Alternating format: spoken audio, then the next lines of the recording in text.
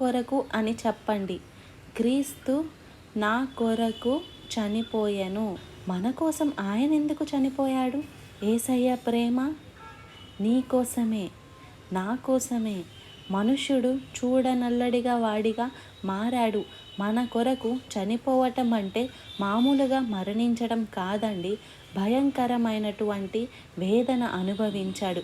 ఒక మనిషి పాపం చేసినప్పుడు ఈ రోజుల్లో మనుషులండి, వాళ్ళు చేసిన తప్పులు వాళ్ళు క్షమించుకోలేక అది మర్చిపోవడానికే తాగుతున్నారండి. ఆ పాపాన్ని వాళ్ళు క్షమించుకోలేక వాళ్ళు ఆత్మహత్య చేసుకొని చచ్చిపోతున్నారు. చూసారా మీరు? ఆ పాప భారం భయంకరమైనది.